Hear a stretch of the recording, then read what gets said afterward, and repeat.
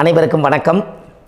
பாரம்பரிய திருவள்ளுவர் குலவம்சம் பிரசன்ன ஜோதிடர் சுப மாரிமுத்து திருப்பூரிலிருந்து இந்த பதிவு உங்களுக்காக. ஐயா வணக்கங்க ஐயா. வணக்கம் ஐயா. ஐயா இப்போது மக்கள் சார்பாக ஒரு கேள்வி இன்றைக்கி நான் கேட்கலான் இருக்கேன். கேளுங்க ஐயா. ஐயா, அதாவது இந்த ஜாதகத்தில் முடக்கு இருக்கு, ஜாதகத்தையும் முடக்கிருச்சு, கண்டிப்பாக அதனால் வாழ்க்கையில் நிறைய பிரச்சனைகள் அப்படின்னு சொல்லி நிறைய பேர் கேட்குறாங்க. கண்டிப்பாங்க ஐயா. இந்த முடக்குங்கிறது என்னங்க ஐயா? அதற்கும் கர்மாவுக்கு ஏதாவது சம்மந்தம் இருக்காங்க ஐயா? ரொம்ப பற்றி சொன்னீங்கன்னா ரொம்ப உதவியாக இருக்குங்க. நல்ல கேள்விங்க ஐயா. இந்த கர்மாவே முதல்ல எங்கேருந்து வருது அப்படிங்கிறது தான் இப்போ நம்ம சொல்ல போகிறோம். இதுவரைக்கும் எத்தனையோ கருத்துக்களெல்லாம் நீங்கள் இந்த உலகத்தில் கேட்டிருப்பீங்க.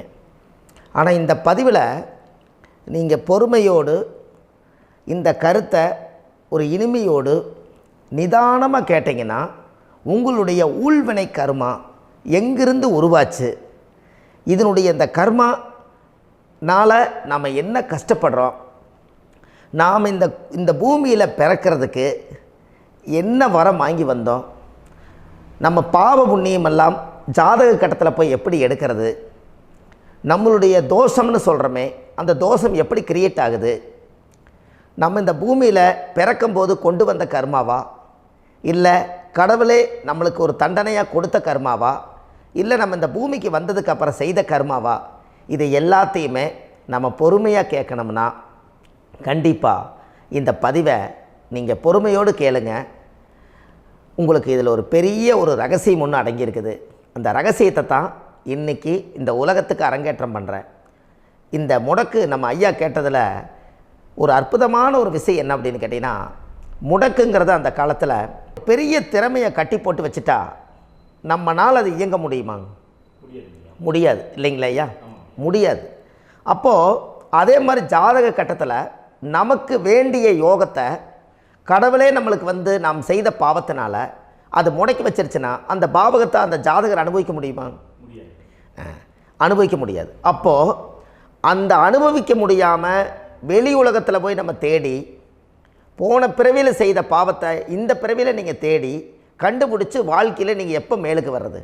அப்போது அந்த கர்மா 12 ராசி கட்டத்துக்குள்ள 27 நட்சத்திரத்தில் 9 கிரகங்களுக்குள்ள ஒரு பெரிய ஒரு ஆத்துமாத்துமான கர்மா, உங்கள் பூர்வ ஜென்ம கர்மா இதுக்குள்ளே எங்கேயோ ஒரு இடத்துல முடங்கியிருக்குது. இந்த முடக்க மட்டும் உங்கள் ஜாதகத்தில் நீங்கள் கண்டுபிடிச்சிட்டிங்கன்னா ஹைலைட்டாக வாழ்கிறதுக்கு, இந்த உலகத்தில் சுதந்திரமான வாழ்க்கை வாழ்கிறதுக்கு ஒரு மிகப்பெரிய பொக்கிஷம் உங்கள் ஜாதகத்துக்குள்ளேயே இருக்குது. அப்போது அந்த ஜாதகத்துக்குள்ளே நாம் போன பிறவியில் நம்ம கர்மா நாம் என்ன செய்திருப்போன்னு உங்களுக்குள்ளே பெரிய குழப்பம் இருக்கும். என்னங்க ஐயா, நீங்கள் என்ன கர்மா பண்ணிட்டு வந்தீங்க, நாம் போன பிறவியில் நம்ம யாரை ஒரு வதச்சோம், யாரை நம்ம மனசை புண்படுத்தினோம், நம்ம தாத்தாவுக்கு சோறு போட்டோமா, நம்ம பாட்டனுக்கு சோறு போட்டோமா, நம்ம முப்பாட்டனுக்கு சோறு போட்டோமா, நம்ம கொள்ளுப்பாட்டனுக்கு சோறு போட்டோமா, அப்போ நம்ம அப்பாவுக்கு நம்மளை பெற்றவருக்கு நம்ம சாப்பாடு கொடுத்தோமா, இவங்களுக்கெல்லாம் நம்ம சேவை பணிமடைகள் செஞ்சோமா, நம்மளுடைய உறவுகளுக்கெல்லாம் அரவணைச்சு போனோமா, நம்மளுடைய இந்த மாதிரி நாம் இரத்த சம்பந்த உறவுகளை இருந்து தான் இந்த உலகத்துக்கு நம்ம வெளியில் வந்திருப்போம். அப்போது வெளியில் நீங்கள் நிற்கிறீங்க, அப்படியே மேலே போய் பார்த்தீங்கன்னா ஒரு 7 தலைமுறையில் ஒவ்வொருத்தரும் செய்த கர்மாவெல்லாம் நம்ம பிளட்டு ரிலேட்டிவாக இப்போ நீங்கள் கரண்ட்டில் இருக்கிறவங்க கிட்ட தான் டெபாசிட் பண்ணியிருக்கோம். அப்போ இது தெரியாமல் நாம் ஜாதகத்துக்குள்ளே போய் தசாபுத்தி நல்லா தனுங்க இருக்குது, நான் ரொம்ப கஷ்டப்படுறேன், என் ஜாதகத்தில் போய் பார்த்தேன் எல்லா கிரகங்களும் நல்ல வலிமையாக இருக்குன்னு தான் சொன்னாங்க, ஆனால் இன்னும் என்னுடைய கடன் அடையலை, இன்னும் என்னோடய கர்ம தீர்ந்த மாதிரியே தெரியல, எனக்குள்ளே ஒரு தாட்டு என்னமோ நான் ஒரு பின்தங்கின வாழ்க்கையிலே வாழ்ந்துட்டுருக்கேன் அப்படின்னு நீங்கள் சொல்லும்போது, அப்போ இதையெல்லாம் தாண்டி ஒரு கர்மா உங்களுடைய ராசி கட்டத்துக்குள்ளே எங்கேயோ ஒரு பக்கத்தில் ரகசியமாக புதைஞ்சிருக்கு. அப்போது அந்த ரகசியமாக புதைஞ்சிக்கக்கூடிய அந்த முடக்கு தான் இன்றைக்கி இந்த உலகத்துக்குள்ளே நீங்கள் தெரிஞ்சுக்கக்கூடிய விஷயம். அப்போ அந்த முடக்குங்கிறது ஒன்று உண்மை. இந்த உலகத்துக்கு நம்மளை எல்லாத்துலேயும் நல்லா யோசிச்சு பாருங்கள். 12 ராசி கட்டம் இருக்குதுங்களா ஐயா? ஆமாங்க ஐயா. ஆனால் கிரகம் எத்தனை இருக்குதுங்க? 9 தான் இருக்குங்க ஐயா. ஆமாம், 12 ராசிக்கு 12 கட்டத்துக்கு 12 கிரகம் கொடுத்துருக்கலாமல்ல கடவுள். அப்போ ஏன் 3 கட்டத்தை மட்டும் எம்டி பண்ணி மீதி 9 கிரகத்தை வச்சுக்கிறாருன்னா, அப்போ நாம் செய்த 3 தலைமுறை கர்மாவுக்கு அது எந்த கட்டம் பிளாக் ஆகுதோ அந்த கட்டத்துக்குள்ளே ஏதோ ஒரு ரகசியம் இருக்கிறனால தானே எங்கேயோ ஒரு பக்கத்தில் நீங்கள் கண்டிப்பாக கர்மாவில் மாட்டுவீங்கிறது கடவுளே படைச்சு தானே இதை உருவாக்கியிருக்காரு. 12 ராசிக்கு 12 கட்டம் கொடுத்துருந்தா எங்கே நீங்கள் சுற்றி வந்தாலும் ஏதோ ஒரு வீட்டுக்குள்ளே போய் உட்காந்துக்கலாம்.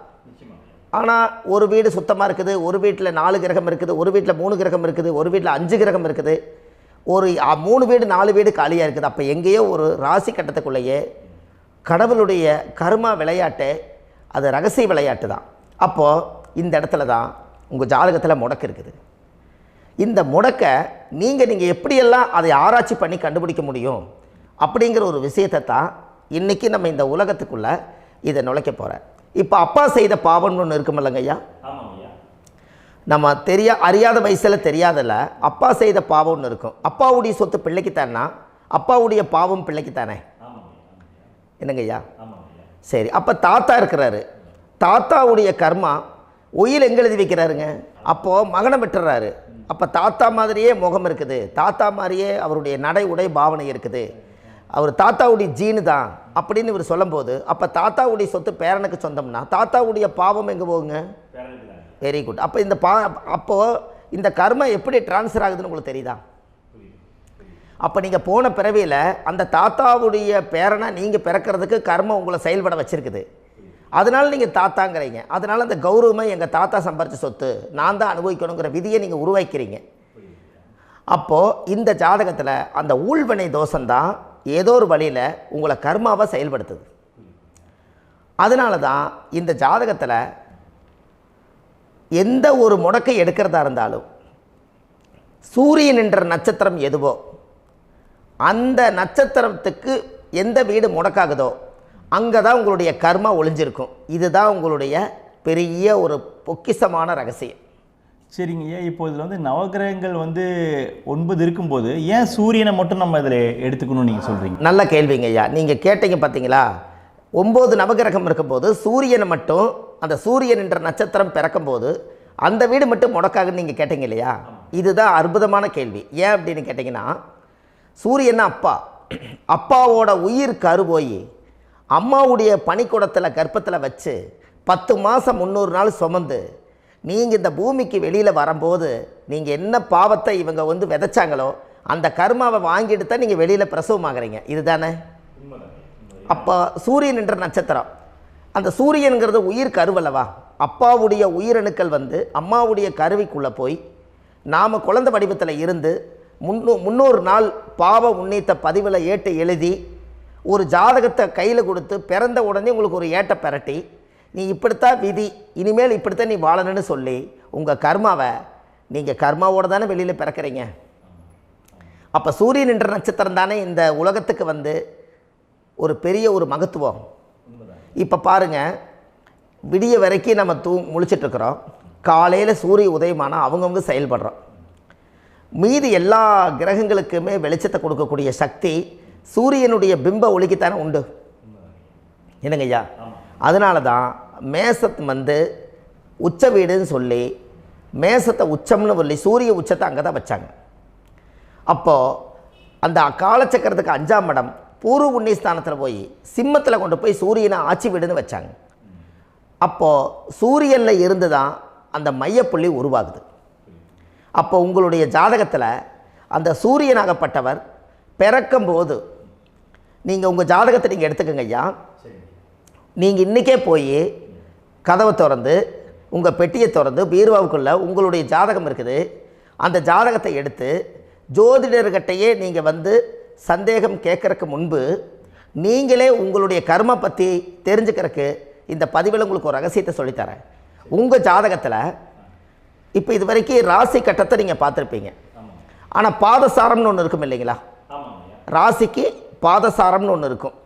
சூரியன் என்ன நட்சத்திரத்தில் இருக்குது, சந்திரன் என்ன நட்சத்திரத்தில் இருக்குது, செவ்வாய் என்ன நட்சத்திரத்தில் இருக்குது, புதன் என்ன நட்சத்திர காலில் நிற்குது, இதெல்லாமே அந்த சாரம் இல்லாத ஜோதிடம் சோரம் போய்விடும். அதனால் அந்த சாரத்தில் நிற்கிது பார்த்தீங்களா கிரகம், அதில் இப்போ நீங்கள் உங்களுடைய ராசி கட்டத்தை ஓப்பன் பண்ணுங்கள். இதில் ராசி கட்டத்தில் சூரியன் என்ற நட்சத்திரம்னு ஒன்று இருக்கும் இல்லைங்களா? அது எதுவாக வேணாலும் இருந்துட்டு போட்டோம். அந்த நட்சத்திரம் தான் நீங்கள் பிறக்கும்போது தாயுடைய கருவறைக்குள்ள கரு உருவான நட்சத்திரமே அதுதான். புரிஞ்சுங்களா ஐயா? பிறக்கும்போது நீங்கள் அந்த கருவுடைய நட்சத்திரம் அப்பா வந்து கருவை உருவாக்கி கர்மாவை விதைச்சது அந்த சூரியன் என்ற நட்சத்திரம் தான். அந்த வீட்டுக்கு தான் இந்த ராசி கட்டத்தில் உங்களுக்கு முடக்கு உருவாகுது. புரிஞ்சுங்களா ஐயா? அப்போது ஒரு ஜாதகத்தில் சூரியன் என்ற நட்சத்திரம் எதுவோ அதுதான் உங்களுடைய கர்மா நட்சத்திரம். இப்போ நம்ம பிறக்காதுக்கு முன்னாடி அப்பா கட்டத்தில் அந்த கர்மா டெபாசிட் ஆகிருக்கும். அதை ட்ரான்ஸ்ஃபர் எப்படி பண்ணுறாரு? அவருக்கு ஒரு கல்யாணம் வச்சு அவர் குடும்ப வாழ்க்கையில் வாழ்ந்து நம்மளோட உயிர் கருவை கொண்டு போய் ஊராம் பொண்ணை கல்யாணம் பண்ணி பொண்டாட்டின்னு எடுத்துக்கொண்டு அந்த பொண்டாட்டிங்கிற உரிமையாகி இவருடைய உயிர் கரு உருவாகி வாரிசுகள் வெளியில் வருது. அதானங்க ஐயா? அப்போது அந்த சூரியன் என்ற நட்சத்திரம் தான் இந்த உலகத்தில் ஒரு பிரம்மாண்டமான நட்சத்திரம். இந்த நட்சத்திரம் உங்கள் மனசுக்குள்ளே ஏதாவது இருந்துச்சுன்னா உங்கள் வீட்டில் ஏதாவது ஒரு நல்ல விஷயங்கள் நீங்கள் பண்ணுறதா இருந்தால் அந்த கர்மா நட்சத்திரம் சூரியனுடைய நட்சத்திரம் இருக்குது பார்த்தீங்களா, அந்த நட்சத்திரத்தில் எந்த ஒரு சேவைகளும் செய்யக்கூடாது. அதுதான் கர்மா. அதை போய் நீங்கள் ஆக்டிவேட் பண்ணி விட்டீங்கன்னா அது முன்னோர்களை வந்து நீங்கள் வந்து தொந்தரவு பண்ண மாதிரி. அந்த கர்ம நட்சத்திரம் தான் உங்கள் வாழ்க்கையில் அது புதஞ்சிருக்கிறதா. இப்போ குழந்தை பிறந்தாலோ சீர் சீமந்தங்கள் நீங்கள் செய்கிறதாலோ கல்யாணம் முக்கிறதுனாலோ உங்கள் ஜென்ம நட்சத்திரத்தன்னைக்கு கல்யாணம் பண்ண வேண்டாம்னு சொல்லிக்கிறாங்கல்லங்க. உங்களுக்கு ஜென்ம நட்சத்திரத்துக்கு முன்னாடி உங்களை உருவாக்குன நட்சத்திரம் தான் ஜென்ம நட்சத்திரம். அப்போ சூரியன் என்ற நட்சத்திரம் அப்பாவுடைய ஜென்ம நட்சத்திரமாக அந்த ஊழ்வினை கர்மம் செயல்படுது. அப்போ அந்த முடக்கு யார் வழியில் வந்தது? முன்னோர்கள் வழியில் வந்தது. முன்னோர்கள் கட்டி வச்சது யாரைய? குலதெய்வத்தை. அப்போ அந்த குலதெய்வத்தை போய் சாமிக்கு போய் வீடு வாசல்லாம் வலித்து குலதெய்வத்தை போய் தேங்காய் பழம் பூ மாலை கல்கண்டு வாங்கி அர்ச்சனை பண்ணி ஒரு அன்னதானம் ஒன்று பண்ணிவிட்டு சாமிக்கு பொங்கல் வச்சு நைவேத்தியம் பண்ணிவிட்டு உங்கள் ஜாதகத்தை வச்சு பூஜை பண்ணிவிட்டு வாங்க. அதுக்கப்புறம் தான் உங்கள் கர்மாவை கண்டுபிடிக்கிறதுக்கு வழியே பிறக்கும். குலதெய்வத்தை வணங்காமல் கோவிந்தா கோவிந்தா என்று பல தெய்வத்தை வணங்கினாலும் பலனொன்றும் இல்லைன்னு அந்த காலத்தில் முன்னோர்கள் சொல்லி வச்சுக்கிறாங்களா இல்லைங்களா? அதனால் கண்டிப்பாக அதை கண்டுபிடிச்சி நீங்கள் அதுக்கு ஒரு நைவேத்தியம் பண்ணால் மட்டும்தான் முதல்ல உங்கள் 5ஆம் பாவம் முன்னோர்கள் அது வேலை செய்யும். குலதெய்வ ஆலயத்துக்கு போயிட்டு வாங்க. போயிட்டு வந்துட்டு இந்த கர்மவினை தோஷத்தை நிவர்த்தி பண்ணுறதுக்குண்டான சரியான பரிகாரத்தை நம்ம எடுப்போம். அப்போது உண்மையாலுமே ஒரு ராசி கட்டத்துக்குள்ளே இந்த மாதிரி ஒரு அந்த கர்ம தோஷம் இருப்பதனால இந்த கர்மா தோஷத்துக்கு அந்த முடக்க தோஷங்கிறத நீங்கள் எடுத்து அதை கண்டுபிடிச்சி அந்த சூரியன் என்ற நட்சத்திரம் எந்த ராசி கட்டத்தில் போய் முடக்காயிருக்குதோ அந்த முடக்கு எந்த பாவகம் வந்து நம்மளுக்கு லாக் ஆகிருக்குதோ அந்த பாவகத்துக்கு உண்டான பரிகாரங்கள் அதுக்குரிய ஸ்தலங்கள் அந்த கோவில்களில் போய் சுவாமிக்கு தேங்காய் பழம் பூமாலை கல்கண்டு வாங்கி அர்ச்சனை பண்ணி நீங்கள் அந்த கோவிலுக்குள்ளே போய் உட்காந்து சாமி கும்பிட்டு வந்தீங்கன்னா உங்களுடைய ஜாதகத்தில் இருக்கக்கூடிய அந்த முடக்கு தோசை நீங்கி வாழ்க்கையில் நீங்கள் எதை சாதிக்க வந்தீங்களோ அந்த சாதனையை நீங்கள் சாதிச்சிட்ருப்பீங்க. புரிஞ்சுங்களா ஐயா?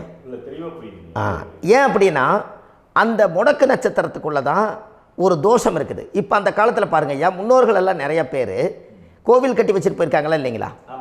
இந்த கோவில் எதுக்காக கட்டி வச்சுக்கிறாங்கன்னா அவங்க கட்டினவங்களுக்கும் அந்த முடக்கு தோஷம் இருந்திருக்குது. ராஜாக்கள் இருந்திருக்குது, மன்னர்கள் காலத்தில் இருந்திருக்குது, ஜமீன்தார் காலத்தில் இருந்திருக்குது. இப்போ அவங்களுடைய அமைப்புகள் எல்லாமே முன்னோர்கள் என்னமோ அறியாமல் தெரியாத தன்னடக்கம் இல்லாத ஒரு கர்மாவை இவங்க செஞ்சிட்டாலும் அதுக்குரிய பரிகார ஸ்தலங்களை கொண்டு போய் அந்த காலத்திலே ஜாதகம் பார்த்து நம்ம வந்து முன்னோர்களுடைய பாவத்தை நாம் செய்த பாவத்தையும் தீர்த்துட்டு நமக்கு கீழே அடுத்த சந்ததிகள் அடுத்த தலைமுறைகள் வந்தாலும் இந்த கோவில்களுக்கு வந்து விளக்கு போட்டு சாமி கும்பிட்டு இந்த மண்ணை மிதிச்சுட்டு போனால் அன்னையோடு அந்த கர்மா தீருங்கிறது அந்த காலத்திலேயே முடக்க தோஷ பரிகாரத்தை கோவில் வழியில் அந்த காலத்தை திசை திருப்பி வச்சுருக்காங்க. அப்போ நீங்கள் கோவிலுக்கு போகாமல் கண்டிப்பாக இந்த பரிகாரத்தை நீங்கள் உடைக்க முடியாது. ஏன் உடைக்க முடியாதுன்னா இப்போ நீங்கள் எத்தனை வருஷம் வாழ்கிறீங்க ஐயா? 120 வருஷமே வச்சுக்கோங்க. சூரியன் திசை 6 வருஷம், சந்திரன் திசை 10 வருஷம், செவ்வாய் திசை 7 வருஷம், ராகு திசை 18 வருஷம், குரு திசை 16 வருஷம், சனி திசை 19 வருஷம், புதன் திசை 17 வருஷம், கேது திசை 7 வருஷம், சுக்கிரன் திசை 20 வருஷம். இப்போ நான் சொன்ன டோட்டலெல்லாம் கூட்டிங்கன்னா 120 வருஷம் வரும்.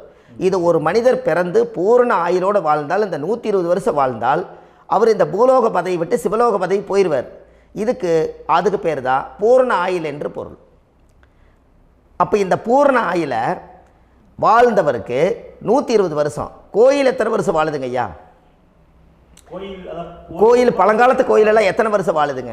12 வருஷத்துக்கு கும்பாபிஷேகம். அது ஓகே, அது பரவாயில்ல. 12 வருஷத்துக்கு ஒருக்கா பழசை புதுப்பிச்சு கும்பாபிஷேகம் பண்ணி மறுபடியும் அதுக்கு பவர் ஊட்டி சக்தி ஊட்டி அதுக்கு உருவேற்றுறாங்க. நான் சொல்கிறது கோயில் 5000 வருஷம் 4000 வருஷம் பெரிய பெரிய சித்தர்கள், மகான்கள், ரிஷிமார்கள், யோகிகள், சித்தர்கள் இவங்களெல்லாம் போய் கோவில்லையே சிவனையும் பெருமாளையும் வழிபாடு பட்டுட்டு கோவில்லையே ஒரு ஓரத்தில் ஜீவசமாதி ஆயிட்டாங்கன்னு பழைய கால கோயிலில் சித்தர்கள் குடியிருக்காங்களா இல்லைங்களா? இருக்காங்கல்லங்க ஐயா. அப்போது நாம் 120 வருஷம் வாழ்கிறோம், கோவில் 5000 வருஷம் வாழுது. எங்கே சக்தி அதிகமாக இருக்குன்னு சொல்லுங்க? கோவிலில் தாங்க ஐயா. கோயில் தான், அதில் ஒன்றும் மாற்றம் இல்லைங்களே. கோயில் தாங்க. அப்போ கோவிலில் தான் அந்த சக்தி இருக்குதுன்னு நீங்கள் சொல்கிறீங்க. அப்போ உங்களுடைய கர்மாவை உடைக்கிறதுக்கு 120 வருஷம் பெருசா 5000 வருஷம் பெருசான்னு சொல்லுங்கள்? 5000 தாங்க. அப்போ 5000 வருஷம் உள்ள அலைகள் எத்தனை அந்த சிவனுக்கு இப்போ சிவன் கோயிலே உங்களுக்கு முடக்கு தோஷத்துக்கு ஒரு கோயில் வருதுன்னு வச்சுக்கோங்க. அந்த கோவிலில் எத்தனை முடக்குகளுக்கு உண்டான கோவில்கள், எத்தனை பழங்களை ஊற்றி சாமிக்கு அபிஷேகம் பண்ணியிருப்பாங்க, எத்தனை பால் கூட ஊற்றிருப்பாங்க, பன்னீர், தேன், இளநீ, மஞ்சள் நீர், திருமஞ்சனம், அபிஷேகம், பொங்கல், நைவேத்தியம் இத்தனையும் செஞ்சு அந்த சிவனை சிவனாக பார்த்து அந்த கருவறைக்குள்ள ஒரு கிராணங்கள் வரும்போதும் கூட பாதுகாப்பு பண்ணி வச்சு நல்ல சக்தியோடு அந்த கருவறையை புத்தியோடு அவங்க வேலை செஞ்சு அந்த காலத்தில் வச்சுருக்காங்களா இல்லைங்களா? அப்போது நம்ம வீட்டை அவ்வளோ சுத்தமாக வச்சுருக்க முடியுமா? என்னதான் வாஸ்து இருந்தாலும் முடியாது இல்லைங்களா? அப்போது அவ்வளவு ஒரு பவர்ஃபுல்லான கோவில் அந்த முடக்கு தோஷத்துக்குள்ளே ரகசியமாக அந்த கோயில் அடங்கியிருக்குது. உங்கள் ஜாதகத்துக்குள்ளே உண்மையாலுமே ஊழ்வினை கோயில், கர்மவினை கோயில் அதுக்குள்ளே இருக்குது. அந்த ஜாதகத்தை கணிச்சு பார்த்தா கரெக்டாக உங்களுடைய ஜாதகத்தில் அப்பாவுடைய கருவறையிலேருந்து உயிர் உருவாகிற நேரத்தில் இருந்து இப்போ வரைக்கும் நீங்கள் கரண்ட்டில் வாழ வரைக்கும் அந்த கர்ம கூட வர்றதை ஒரே ஒரு இடத்துல போனால் மட்டும்தான் விட்டுட்டு வர முடியும். அது எந்த வீடு அப்படின்னு கேட்டால் உங்களுக்கு அப்பாவுடைய கர்மா வழியில் போய் அந்த கோவில் பழையகால கோயில், பழையகால தெய்வங்கள், அந்த கோவில் தான் உங்கள் ஜாதகத்துக்குள்ள ரகசியமாக இருக்கும். அது ஏன் இந்த பதிவில் உங்களால் சொல்ல முடியாது அப்படின்னா, இந்த பதிவில் ஏன் உங்க சொல்ல முடியாதுன்னா உங்கள் ஜாதகம் தெரியாமல் என்ன கோயிலை நீங்கள் சொல்லுவீங்க? இப்போ பொதுவாக ஒரு நட்சத்திரத்துக்கு ஏதோ ஒரு கோவிலை அவங்க சொல்லி நீங்கள் போயிட்டு வர்றீங்கன்னு வச்சுக்கோங்க. ஆனால் அது வேலை செய்யலைன்னா நம்மளுக்கு என்னங்க இவ்வளோ கஷ்டப்பட்டு போய் அதை பலனடையிலேன்னு கேள்வி கேட்டக்கூடாது. உங்கள் ஜாதகத்தை நீங்கள் கொண்டாங்க, உங்கள் டேட் ஆஃப் பர்த் டயத்தை போட்டு ஜாதகத்தை கணிச்சு நீங்கள் சூரியன் என்ற நட்சத்திரத்துக்கு உங்களுடைய கர்மவினை கோவில் யார், உங்களுடைய முடக்கு யார், ஊழ்வனை தோஷத்துக்கு உண்டானவர் யார், தாய் வழி கர்மா யார், தந்தை வழி கர்மா எது, நீங்கள் பிறக்கும்போது வந்த கர்மா என்ன, இது எல்லாம் கணிக்காமல் பொதுவாக ஒரு கோயிலில் போய் நீங்கள் பாட்டுக்கு சாமி கும்பிட்டு வந்தால் பலன் எப்படி கிடைக்கும்? கண்டிப்பாக கிடைக்காதுங்க ஐயா. என்னங்க ஐயா? அது தெரிஞ்சு பண்ணாதான் சரியா? ஒரு டாக்டர்கிட்ட போகிறீங்க, என்னை அப்படியே ஸ்கேன் பண்ணி ஒரே ஒரு மாத்திரை கொடுங்கன்னு கேட்டால் டாக்டர் கொடுப்பாருங்களா?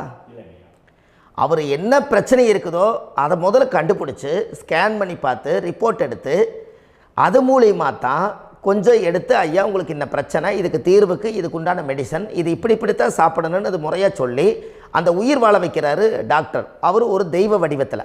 கரெக்டுங்களா ஐயா? அப்போ உங்களோட கர்மா எங்கே செயல்படுது அப்படின்னா, இந்த முடக்க நீங்கள் இந்த பதிவில் தெரிஞ்சுக்கங்க. அதுக்குரிய நட்சத்திரம் என்னன்னு தெரிஞ்சு வச்சுங்க. உங்கள் ஜாதகத்தில் சூரியன் என்ற நட்சத்திரத்தை எடுத்துக்கங்க. அந்த வீட்டுக்கு முடக்க இந்த பதிவில் எந்த வீடு லாக் ஆகிருக்குதுங்கிறத நான் உங்களுக்கு இந்த வீட்டில் சொல்கிறேன். அந்த வீட்டு நீங்கள் பாருங்கள், உங்களுடைய லக்கணத்துக்கு அது எந்த வீடு. இப்போ லக்கணத்துக்கு ஒரு 7வது வீடுன்னே வச்சுக்கோங்க. அப்போ லக்கணத்துக்கு 7வது வீடே முடக்கு. அப்படி ஒரு முடக்கு ஆகிப்போச்சுன்னா ஒரு ஜாதகத்தில் லக்கணம் தான் 1, 7ஆம் இடம்ங்கிறது மனைவி ஸ்தானம். ஒரு ஆணுடைய ஜாதகத்துக்கு 7ஆம் இடம் தான் மனைவி. அவருக்கு நல்ல மனைவி அமையாமல் ஆடம்பரம் இருந்தும் வீடு அரண்மனை மாதிரி இருந்தும் அந்த மனைவியை ஒரு சந்தோஷமாக அவர் அனுபவிக்க முடியாது. புரிஞ்சுங்களா ஐயா? சந்தோஷமாக அனுபவிக்க முடியாது. ஏன் அப்படி? 7ஆம் இடத்துல தான் அவரோட கர்மா உட்கார்ந்துருக்குது. கரெக்டாக சொன்னீங்க. 7ஆம் இடத்துல தான் அந்த கர்மா உட்கார்ந்துருக்குது. அப்போ அந்த 7ஆம் இடத்துல இருக்கக்கூடிய அந்த கர்மா போன பிறவியில் நீ மனைவிக்கு சோறு போடாமல் மனைவியை கட்டி வச்சு அடிக்கிறதும், மனைவியை துன்புறுத்துறதும், அந்த மனைவி இருக்கவே இன்னொரு வாழ்க்கைக்குள்ளே போகிறதும், இங்கே வாழ வேண்டிய தாம்பத்திய சந்தோஷத்தை கொண்டு போய் இன்னொரு இடத்துல கொடுக்கறதும், தெரிஞ்சிருந்தே நம்மளுடைய மனசுக்குள்ளே திருடுத்தனமாக வாழ்கிறதும், இது எல்லா கர்மாவும் போன பிறவியில் நாம் செய்த ஊழ்வினை கர்மா தான் உங்கள் ஜாதகத்தில் 7ஆம் இடம் முடக்கு. அப்போ அந்த 7ஆம் இடம் முடக்கா இருந்துச்சுன்னா கண்டிப்பாக உங்கள் ஜாதகத்தில் நீங்கள் என்ன அனுபவிச்சிட முடியும்? நல்ல நண்பர்கள் கிடைக்க மாட்டாங்க, நல்ல ஒரு பார்ட்னர்ஷிப் அமையாது, நல்ல ஒரு நட்பு வட்டங்களில் எதையும் அனுபவிக்க விடாது, ஒரு அங்கீகாரமான உறவுகளில் போய் நம்ம ஸ்ட்ராங்காக நிற்க முடியாது. 7ஆம் இடம் என்பது தாம்பத்திய வாழ்க்கை, பூர்த்தி இல்லாத வாழ்க்கையாக இருக்கும். இப்படியெல்லாம் அந்த ஜாதகத்தில் ஒரு பொதுவாக ஒரு ஜாதகத்தில் 7ஆம் பாவம் முடக்காயிட்டால் இந்த கர்மாவை அவர் அனுபவிச்சுக்கிட்டே இருப்பார். இது எப்போத்தான் அதுக்கு ஒரு தீர்வு வேணுங்கய்யா? அந்த கோயில் எதுன்னு நீங்கள் கரெக்டாக சொன்னீங்க. இப்போ இது மனிதனால் செயல்படுது. மனிதர்கள் தான் கோயிலை கட்டி வச்சாங்க. தெய்வத்தை விட ஒரு காலத்தில் மனிதர்களுக்கு மகிமை ஜாஸ்தி. ஏன்னா சாதாரண ஒரு மண் பூமியாக இருந்த இடத்த மனிதர்கள் தான் கோயில் கட்டி ஒரு மகிமைப்படுத்தி புண்ணியம் பண்ணி வச்சாங்க. மனிதர்களுக்கு சக்தி அதிகம்தான், ஆனால் பிரபஞ்சத்துக்கு அதை விட சக்தி அதிகம் அல்லவா? ஐயா, நீங்கள் கோவிலுக்கு போய் அந்த கர்மா உடைக்கிறதுக்கு கோவிலில் சக்தி இருக்குது, ரைட்டு. ஆனால் நம்ம வீட்டுக்கும் கோயிலுக்கும் ஒரு மிகப்பெரிய தொடர்பு என்னென்னா, அந்த கோயில் கட்டுறவங்க எல்லாமே பழைய காலத்து கோயிலெல்லாம் பாருங்கள், பஞ்சபூதத்தை வச்சு கட்டியிருப்பாங்க. பஞ்சபூதத்தை வச்சு தான் கட்டுவாங்க கோயில். அது உங்களுக்கு தெரியணும் இல்லைங்களா? பஞ்சபூதம்னா நீர், நெருப்பு, காற்று, பூமி, ஆகாயம்.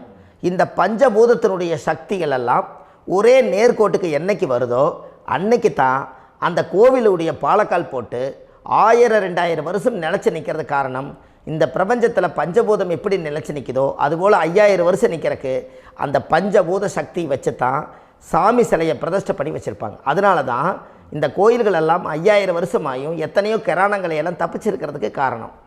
அப்பேற்பட்ட புண்ணிய ஸ்தலம் உங்களுக்கு எதுன்னு தெரியணும் அல்லவா? என்னங்க ஐயா? அப்பேற்பட்ட புண்ணிய ஸ்தலம் உங்களுக்கு எதுன்னு தெரிஞ்சால் தானே நீங்கள் போய் செய்ய முடியும், இல்லாட்டி கண்டிப்பாக தெரியாது. அப்போ இந்த முடக்கு தோஷத்தை கடவுள்கிட்ட கொண்டு போய் ஒப்படைக்கணும். நாம் பிறக்கும் போது கொண்டு வந்த கர்மாவை நாம் இருக்கும் காலத்தில் கொண்டு போய் இந்த கர்மாவை சுத்தப்படுத்தி, நீங்கள் பாவ ஆத்மாவை இந்த பூமியில் பிறந்து பூலோகத்தில் எல்லா புண்ணியத்தையும் செஞ்சுட்டு இந்த பூலோகத்தை விட்டு நீங்கள் போகும்போது புனித ஆத்மாவாக போகணுன்னா உங்கள் கர்மாவை கொண்டுட்டு போகாதீங்க, கர்மாவை நிவர்த்தி செய்யுங்க. என்னங்க ஐயா? அப்போ கர்மாவை சுத்தப்படுத்துங்க. கர்மாவை சுத்தப்படுத்திட்டு உங்களுக்கு பிறக்கிற குழந்தைகளுக்கு அந்த கர்மாவை டிரான்ஸ்ஃபர் பண்ணாமல் உங்களோட நில் பண்ணுங்க. ஒரு உதாரணம் சொல்லட்டுங்களா ஐயா? ஒரு காந்தம் ஒன்று இருக்குது இல்லைங்களா? ஒரு காந்தம்ங்கிறது ஒரு தாத்தாவாக வச்சுக்கோங்க. ஒரு இரும்பை கொண்டு போய் வச்சா ஒட்டு மோட்டாதா?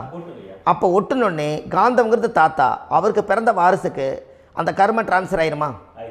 சரி, இன்னொரு இரும்பை கொண்டு போய் வைங்க, ஒட்டு மோட்டாதா? அப்போ அது பேரனுக்கு வைங்க, பேரனுக்கு வந்துருச்சு அந்த கர்மா. இன்னொரு இரும்பை கொண்டு போய் வைங்க, அந்த காந்தத்துக்கு நேர் இன்னொன்று வைங்க, ஒட்டு மோட்டாதா? அப்போ அதை கொண்டு போய் நம்ம கொள்ளு பேரனுக்கு வைங்க. இப்படியே டிரான்ஸ்ஃபர் ஆகி தலைமுறையாக இந்த கர்மா தொடர்ந்துக்கிட்டே இருக்குது. இந்த இடத்துல கொண்டு போய் காந்தத்துக்கு இரும்பு ஒட்டிகிட்டே இருக்குதுல்ல, இந்த இடத்துல ஒரு மரக்கட்டை செஞ்சு கொண்டு போய் கரெக்டாக வச்சுக்கினே போட்டுமா? அந்த மரக்கட்டையை கொண்டு போய் வைக்கிறவர் யார்? மரக்கட்டை வச்சுட்டு அடுத்த வாரிசு புனிதமாக பிறந்துட்டு அந்த மேலே இருக்கிற கர்மாலாம் இந்த அடுத்த இதுக்கு வராதில்ல. இதுதாங்க ஐயா கர்மா. தொடர்ந்து வரக்கூடிய கர்மாவை அதை நில் பண்ணணுங்கிறதுக்கு பேர் தான் இந்த உதாரணத்தை சொன்னவங்களுக்கு. அப்போ நாம் இந்த பூலோகத்தில் நம்ம ஒரு தாயுடைய கருவறையில் இருந்து தொப்புள் கொடி அறுக்கும் நேரம் நாம் என்ன கர்மாவை வாங்கி வந்திருந்தாலும் அதையெல்லாம் ஆராய்ச்சி செய்து ஜாதகத்தில் முழுமையாக கண்டுபிடிச்சி ஒரு காலம் இல்லைனாலும் ஒரு காலம் நம்ம நல்லா இருக்கிறதுக்காக, நம்ம வாரிசுகள் எல்லாம் நலமடைஞ்சு வளமடைஞ்சு வர்றதுக்காக இந்த கர்மா தோஷத்தை கரெக்டாக கண்டுபிடிச்சி சரியான கோவிலுக்கு போய் நீங்கள் கர்மாவை நிவர்த்தி பண்ணி அங்கே பூஜை புனஸ்தானங்கள், சகசரநாம பூஜைகள், ஓமங்கள், வழிபாடுகள் இதெல்லாம் நீங்கள் செஞ்சு உங்களுடைய பாவத்தை எல்லாம் கழித்து உங்கள் ஜாதகத்தவே யோகமாக மாற்ற முடியும். கண்டிப்பாக மாற்ற முடியும். ஏன்னா நம்ம யாரை நம்பி செய்கிறோம்? சரியான கடவுள்கிட்ட வழிகாமிக்க போகிறோம். அப்போ கடவுள் பொய்யாயிருவாரா? ஐயா நம்ம அதாவது அந்த காலத்தை சொல்லுவாங்க, சத்தியுள்ள சாமி கும்பிட்டு புத்தி உள்ள உள்ளே பெக்கணும்னு சொன்னாங்க. 16 வதபதன்னு பெக்கலை, எல்லாம் அறிவோடு பெற்றாங்க. அதனால் எல்லாமே தாய் தந்தைகள் பேச்சை கேட்டாங்க. அன்றைக்கி எல்லாருமே தாய் தந்தைகளுக்கு தூணாக நின்னாங்க. அப்போ அந்த காலத்தில் சத்தியுள்ள சாமி கும்பிட்டு புத்தி உள்ள உள்ளே பெக்கணும்னு சொல்லி அன்றைக்கி அறிவோடு பெற்று இந்த கர்மாவை ஆளுக்கு ஒரு கர்மாவை டிரான்ஸ்ஃபரை பிரித்து எல்லாரும் சுத்தப்படுத்தினாங்க. இன்றைக்கி நம்ம ஒரு குழந்தை 2 குழந்தை பெற்று வச்சுருக்கோம். அவங்களுக்கே இவ்வளவு கர்மா வந்துருச்சுன்னா இந்த குழந்தைகளுக்கு என்னைக்கு இந்த கர்மாவை போய் கண்டுபிடிச்சி நீங்கள் எப்போ சரி பண்ணுவீங்கன்னு. அப்போ இந்த வாழ்க்கையில் ஏதோ ஒரு பிரபஞ்ச சக்தி நம்மளை அறியாமல் என்னமோ ஒரு இயக்கத்தில் கொண்டு போய் விட்டுருச்சுங்களா? அப்போ இனிமேலாவது இந்த கர்மாவில் இருந்து கண்டிப்பாக நம்ம நிவர்த்தி ஆகணும்னு சொன்னால் இந்த முடக்கு தோஷத்தை யாரெல்லாம் கண்டுபிடிச்சி இந்த ஊழ்வினை கர்மாவில் இருந்து நாம் கருவறையில் சுமக்கும் போது 10 மாதம் நீங்களாம் என்னென்ன நினச்சிருப்பீங்க? அதாவது கருவறைக்குள்ள கருப்பாக ஒரு பிண்டம் இடப்பக்கம் கிடக்கையில் இந்த பூமிக்கு வரும்போது நீங்கள் என்னென்ன நினச்சிருப்பீங்க?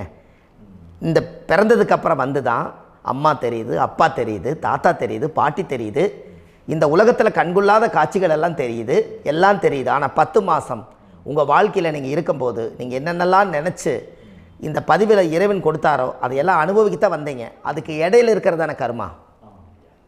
இந்த ஒரு விஷயம் உங்களுக்கு கிடச்சிருச்சுன்னா நீங்கள் எல்லாருமே ராஜயோகமாக பிழைப்பீங்கள்ல. இதில் ஏழை பணக்கார யாரையுமே சொல்ல வரல.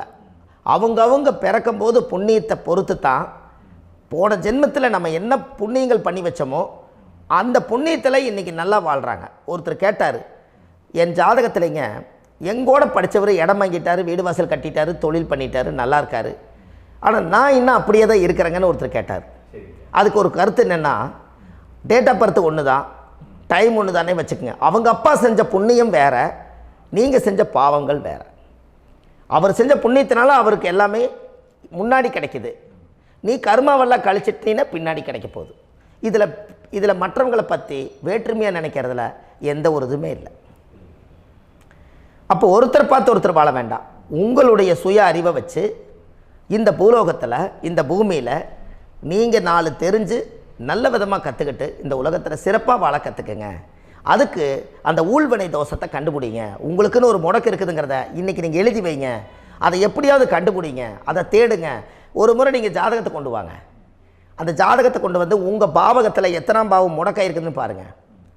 அந்த பாவகம் முடக்காயிருச்சுன்னா உங்கள் வாழ்க்கையில் அதிலிருந்து உங்களால் வெளியில் வரவே முடியாது, கண்டிப்பாக வர முடியாது. அதை நீங்கள் கண்டுபிடிச்சா மட்டும்தான் நீங்கள் மேலே வர முடியும். ஏன்னா நிறைய பரிகாரங்கள், பூஜைகள், யாகங்கள், ஓமங்கள் எல்லாம் செய்து வச்சும் கூட அந்த கர்மவினைக்கு உண்டான கோவிலுக்கு போய் அந்த 5000 வருஷ பழமை வாய்ந்த தெய்வத்துக்கிட்ட போய் நீங்கள் முறையிட்டு விளக்கு போட்டு உங்கள் கர்மத்தை எல்லாம் நான் நீ தான் தீர்த்து கொடுக்கணும்னு சொல்லி நம்பிக்கையோடு நீங்கள் போய் அந்த சரணாகதி அடையிறீங்க பாருங்கள், அங்கே தான் உங்கள் கர்மாவை எடுத்து விடுறாரு.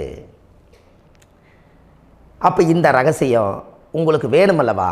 அப்போ உங்கள் ஜாதகத்தில் எங்கே முடங்கி அதுக்குரிய கோவில்கள் எல்லாம் என்ன, அதுக்கு தான பரிகாரம் என்ன, அதுக்கு நீர் பரிகாரம் என்ன, யாத்திரை பரிகாரங்கள் என்ன, நீங்கள் வீட்டில் இருந்தே செயல்படுத்தக்கூடிய பரிகாரங்கள் என்ன, பரிகாரம் கோவிலுக்கு போய்த்தான் நடக்குமா, இல்லை நாம் வீட்டில் வச்சு வணங்குறதுனால நடக்குமா, நாம் செய்யக்கூடிய தர்ம பரிகாரங்கள் என்ன, தான பரிகாரங்கள் என்ன, இப்படி பல விதமாக இருக்கிறனால உங்கள் ஜாதகத்துக்கு எந்த மாதிரி பரிகாரம் கனெக்ட் ஆகுதுங்கிறது தெரியணும். இது தெரியாமல் கண்டிப்பாக உங்களால் செயல்படுத்துறது ரொம்ப கஷ்டம். இதனால் இதை நீங்கள் தெரிஞ்சுக்கணும்னா இப்போ நம்ம பாருங்கள், நீங்கள் அந்த தெரிஞ்சுக்கிட்டாலே உங்கள் வாழ்க்கையில் ஒரு டைம் தான் நீங்கள் தெரிஞ்சுக்க போகிறீங்க. உங்களுடைய கர்மா என்ன, நீங்கள் எங்கே செயல்பட்டு போயிட்டுருக்கிறீங்க, உங்கள் போகிற பாதை சரியா இல்லை அந்த பாதையில் முள்ளு கல் இருக்குதா, இது எல்லாம் உங்களுக்கு தெரியலனா இந்த முடக்கை கண்டுபிடிக்கக்கூடிய சக்தி வாய்ந்த இந்த கர்மாவை நிவர்த்தி பண்ணுறதுக்கு வழிகள் இருக்குது. அதனால் நீங்கள் கண்டிப்பாக இந்த முடக்கை தெரிஞ்சுக்கணும். இந்த முடக்கு ராசினா என்ன உண்மையாலுமே உங்கள் வாழ்க்கையில் நீங்கள் தெரிஞ்சு இனிமேல் உங்கள் வாழ்க்கையில் இதுவரையிலும் கர்மாவுக்குள்ளேயே கஷ்டப்பட்டீங்க, வழி தெரியாமல் கண்ணை கட்டி காட்டில் விட்ட மாதிரி இருந்தீங்க. இனி அப்படி இருக்க வேண்டாம். உங்கள் ஜாதகத்தில் 12 ராசி கட்டத்தில் 9 கிரகம் போகும், மீனி 3 கிரகம், 3 கட்டம் உங்களுக்கு எங்கேயோ ஒரு பக்கத்தில் 3 கட்டம் எம்டியாக தான் இருக்கும். கரெக்டுங்களா? அது இல்லாமல் ஒரு ஜாதகம் பிறக்காது. ஏன்னா 9 கிரகத்துக்கு 9 கணக்கு போட்டால் 3 கட்டம் எம்டியாக தான் நிற்குது. அந்த கட்டத்துக்குள்ளே எந்த நட்சத்திரத்தில், எந்த சாரத்தில், எத்தனாவது டிகிரியில், எத்தனாவது பாத சாரத்தில், எத்தனை வெகுளையில், எத்தனை செகண்டுக்குள்ளே இந்த கர்மா உள்ளே புகுந்து உங்களை செயல்படுத்துதுங்கிறத கண்டிப்பாக உங்கள் ஜாதகத்தை கொடுங்க. பார்த்து இந்த விஷயத்தை சொல்கிறேன், நீங்கள் அந்த இடத்துக்கு போய் நிவர்த்தி பண்ணிவிட்டு உங்கள் வாழ்க்கையில் கொஞ்சம் காலம் வாழ போகிறீங்க. பாருங்கள், பிறந்ததுலேருந்து 20 வருஷத்துக்குள்ளே இளமையாக வாழ்கிறீங்க, குழந்தையாக வாழ்கிறீங்க. 20லேருந்து 40 வயசுக்குள்ளே தான் உங்களுக்கு ஒரு பொண்ணை பார்த்து கல்யாணம் பண்ணி ஒரு கரு உருவாக்குறீங்க. அதுக்கப்புறம் 40லேருந்து 60க்குள்ளே குழந்தை பெற்று கடமை முடிச்சிடுறீங்க. 60 வயசுக்கு மேலே ரிட்டையர்ட் ஆகிடுறீங்க. இந்த 20க்கும் 60க்கும் இல்லாத 20லேருந்து இந்த 40 வயசுக்குள்ளே உங்களோட தேடல் என்னவோ அது வாழ வேண்டிய சுகபோகமான வாழ்க்கை எல்லாமே அந்த 40க்குள்ளே தான் இருக்குது. இந்த 40க்குள்ளே இருக்கக்கூடிய வாழ்க்கையை இந்த கர்மா தெரியாமல் காலத்தை வீணாக்க வேண்டாம். வாழ வேண்டிய வயசில் நீங்கள் வாழணும். அதுக்குரிய கர்மாவை நீங்கள் சுத்தப்படுத்துங்க. எப்படியெல்லாம் நீங்கள் சந்தோஷமாக வாழ்கிறீங்கன்னு எனக்கு ஒரு தகவல் கொடுங்க. வேறு லெவலில் நீங்கள் இருப்பீங்க. கண்டிப்பாக இந்த பதிவில் உங்களுக்கு நான் இந்த விஷயத்தை கொடுக்க போகிறேன். இந்த முடக்கு நட்சத்திரங்கள் என்ன அப்படிங்கிறத இந்த பதிவில் நீங்கள் ஒரு நோட் ஒன்று எடுத்துக்கோங்க, குறித்து வச்சுக்கோங்க. இதில் இருந்து அவங்கவுங்களுக்கு முடக்கு நட்சத்திரம் என்னங்கிறத இந்த பதிவில் நான் உங்களுக்கு கொடுக்குறேன். இந்த வீடு தான் அது முடக்குங்கிறத சொல்கிறேன். இதையெல்லாம் நீங்கள் தெரிஞ்சு உங்கள் ஜாதகத்தவே நீங்கள் முடக்கு எடுத்து கண்டிப்பாக உங்கள் வாழ்க்கையில் நீங்கள் நல்லா இருப்பீங்க. அதுக்கு ஒரு நோட் எடுத்து வச்சுக்கோங்க. இது வரைக்கும் கர்மாவை பற்றி நம்ம பேசினோம். உங்கள் ஜாதகத்தில் சூரியன் என்ற நட்சத்திரத்துக்கு தான் முடக்குன்னு சொன்னீங்களே, எந்த வீடுங்கிற ரகசியத்தை இன்றைக்கி நம்ம எல்லோரும் தெரிஞ்சுக்கலாமா? இத்தனை காலமாக நீங்கள் தெரிஞ்சுக்காத ஒரு ரகசியத்தை இன்றைக்கி உங்கள் ஜாதக கட்டத்தில் நீங்களே முடக்க கண்டுபிடிச்சி அதுக்குண்டான பலனை தேட போகிறீங்க. அந்த தேடல் தான் உங்களை கொண்டு போய் உட்கார வைக்க போகுது. ஒரு உதாரணம், உங்கள் ஜாதகத்தில் பாதசாரம் இருக்குது அல்லவா? அந்த பாதசாரத்தில் சூரியன் என்ற நட்சத்திரம், சூரியன் நின்ற நட்சத்திரம் பாதசாரத்தில் கரெக்டாக எடுங்க. சூரியன் என்ற நட்சத்திரம் உங்களுக்கு பூரட்டாதி நட்சத்திரத்தில் இருந்தால் கன்னி ராசி வீடு தான் முடக்கு ராசி. அப்போ உங்கள் வாழ்க்கையில் அந்த முடக்கு ராசியை கண்டுபிடிச்சி உங்கள் லக்னத்துக்கு அது எத்தனாம் பாவம் நீங்கள் தெரிஞ்சுக்கங்க. சூரியன் என்ற நட்சத்திரம் பூரட்டாதி நட்சத்திரமாக இருந்தால் அது கன்னி ராசி வீடு தான் முடக்கு ராசி. கண்டிப்பாக உங்கள் வாழ்க்கையில் உங்கள் லக்னத்துக்கு அது எத்தனாம் பாவகமோ அந்த பாவகத்தை நீங்கள் அனுபவிச்சுட்டு இருக்க முடியாது. அங்கே தான் உங்களுக்கு கர்மா ஒளிஞ்சிருக்கும். அதை நீங்கள் கண்டுபிடிச்சி அதுக்குரிய வழிபாட்டு ஸ்தலங்களும் அதுக்குண்டான பூஜை புனஸ்தானங்களும் அதுக்கு என்ன மாதிரி பரிகாரங்கள் உங்கள் ஜாதகத்தில் இருக்குதுன்னு அது புதஞ்சிருக்கும். அதையெல்லாம் கண்டுபிடிச்சி அந்த கர்மாவை நீங்கள் சுத்தப்படுத்தியாச்சுன்னா கண்டிப்பாக உங்கள் வாழ்க்கை ரொம்ப நல்லாயிருக்கும். பிறப்பே வாழ்க்கையில் ஒரு சரித்திரத்தை உருவாக்குறதுக்கு தான். உத்திரட்டாதி நட்சத்திரத்தை பற்றி அடுத்த பதிவில் பார்ப்போம். நம்ம ஆன்லைன்லேயே ஜாதகம் பார்க்குறோம். உங்கள் date of birth time place கொடுத்தீங்கன்னா போதும், உங்களுக்கு ஜாதகத்தை கணிச்சு ஃபோன்லேயே உங்களுக்கு கர்ம ராசி கண்டுபிடிச்சி உங்களுக்கு உண்டான கர்ம பரிகாரத்தை சொல்லி உங்கள் வாழ்க்கையில் ஒரு வெளிச்சத்தை கொண்டு வர்றதுக்கு என்றைக்கும் உங்களுக்கு உறுதுணையாக இருப்பேன். நீங்கள் கண்டிப்பாக இந்த பதிவுகள் எல்லாம் இது உங்களுக்காகத்தான். இது அதிகாலை நேரத்தில் பிரம்ம முகூர்த்தத்தில் இந்த பதிவை உங்களுக்கு முழுமையாக சமர்ப்பணம் பண்ணுறேன். இதை இதை வழி நடத்தி இதைய எப்படியெல்லாம் இந்த முடக்கை கண்டுபிடிச்சி இப்படியெல்லாம் பேச வச்சு அழகு பார்க்க நம்ம முன்னோர்களுடைய ஆசீர்வாதமும் இந்த முடக்கை கண்டுபிடிச்ச குருமார்களும் அவங்களுடைய குடும்ப பாரம்பரிய வம்சாவளிகளும் எல்லாருமே நல்லா இருக்கணும். அதுக்காக இந்த நேரத்தில் நான் அடியேன் சுப மாரிமுத்தாக இருந்து திருப்பூர்லேருந்து இந்த பதிவை உங்களுக்கு நான் கொடுக்குறேன். கண்டிப்பாக இந்த முடக்கு கோயிலுக்கு இந்த முடக்கு தோஷத்துக்கு உண்மையான பரிகாரங்கள், எளிமையான பரிகாரங்கள் நீங்களே வாழ்க்கையில் செஞ்சு ஆதிகால பரிகாரங்கள் உங்கள் மனசுக்குள்ளே இருக்குது. அதை செயல்படுத்தினா மட்டும் போதும், வாழ்க்கை எங்கேயோ போயிடும். கண்டிப்பாக ஒரு முறை உங்கள் ஜாதகத்தை அனுப்பி வைங்க, உங்களுக்கு நான் பார்த்து பலன் சொல்கிறேன். இன்றைக்கி நான் கொடுத்த பதிவுகள் எல்லாம் உங்களுக்கு ரொம்ப பயனுள்ளதாக இருந்திருக்கும். உங்களுக்கு இது வரைக்கும் எத்தனையோ கர்ம வினைகளை பற்றி தெரியாமல் இருந்திருப்பீங்க. இந்த பதிவில் நிறைய கேட்டு தெரிஞ்சுக்கிட்டீங்க. இதெல்லாம் வாழ்க்கையில் ரொம்ப முக்கியமான பரிகாரங்கள், எளிமையான பரிகாரங்கள். நேராக நீங்கள் கடவுளைத்தான் கெட்டியாக பிடிக்க போகிறீங்க. அந்த பரிகாரங்கள் எல்லாம் செஞ்சு அதிகாரமாக வாழ்ந்து இந்த பூலோகத்தில் நல்ல சிறப்பாக வாழ்கிறதுக்கு இந்த பரிகாரம் உங்களுக்கு ரொம்ப யூஸ்ஃபுல்லாக இருக்கும். கண்டிப்பாக இந்த பதிவை செய்யுங்க. நம்ம பாரம்பரிய திருவள்ளுவர் குல வம்சம் பிரசன்ன ஜோதிடர் சுப மாரிமுத்து, திருப்பூரில் இருக்கேன். 30 ஆண்டு காலமாக நம்ம ஜோதிடம் பார்த்து கொண்டிருக்கிறோம். இவ்வளவு காலமாக எத்தனையோ ஆயிரக்கணக்கான மக்களுக்கு நம்ம ஜோதிடம் பார்த்து வழிகாட்டி நிறைய மக்களுக்கு நிறைய சேவைகள் செஞ்சுருக்கேன். நிறைய கோயில் கட்டி வச்சுருக்கேன், கும்பாபிஷேகங்கள் பண்ணி வச்சுருக்கேன், அன்னதானங்கள் நிறையா பண்ணி வச்சுருக்கேன், புண்ணிய யாத்திரைகள் நிறைய போய் வந்திருக்கேன். மக்களுக்காகவே நான் உங்களுக்கு உழைக்க தயாராக இருக்கேன். இந்த ஜோதிடம் என்னுடைய ஒரு பாரம்பரியமாக என்னுடைய அப்பா தாத்தா முன்னோர்கள் இதெல்லாம் எங்களுடைய குலத்தொழில் இது. அதனால் நாங்கள் பாரம்பரியமாக திருவள்ளுவர் குல வம்சம். வள்ளுவர் வாக்குன்னு யூடியூப் சேனலில் போனீங்கன்னா 1000 பரிகாரங்கள் கொடுத்துருக்கேன்.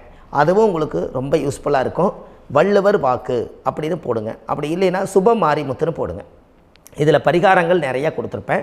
கண்டிப்பாக இதெல்லாம் நீங்கள் சந்தித்து நீங்கள் ஒரு சப்ஸ்கிரைப் பண்ணி வச்சுக்கோங்க. நான் போடக்கூடிய பதிவுகள் எல்லாமே உங்களுக்கு நோட்டிஃபிகேஷனை வந்துடும். அதனால் நீங்கள் ஒரு சப்ஸ்கிரைப் பண்ணி வச்சுக்கோங்க. தினமும் ஒரு தகவல் உங்களுக்கு கொடுத்துக்கிட்டே இருக்கேன். இதெல்லாமே உங்களுக்கு ஒரு பெரிய சந்தோஷமான நிகழ்ச்சிகள். என்றைக்கும் உங்களோட நான் வாழ்கிறேன். உங்களுடைய குடும்பத்தில் நான் ஒருத்தராக இருந்து குடும்ப ஜோதிடராக நான் இருப்பேன். கண்டிப்பாக ஆயுளுள்ள வரைக்கும் உங்களுக்காக இந்த ஜோதிடத்துக்கு உழைச்சி உங்கள் குடும்பத்தில் ஒருத்தராக நான் ஒரு ரத்த உறவில் நான் வந்து இந்த பூர்வ ஜென்மத்தில் உங்களுக்கு நான் கடமைப்பட்டிருக்கேன்.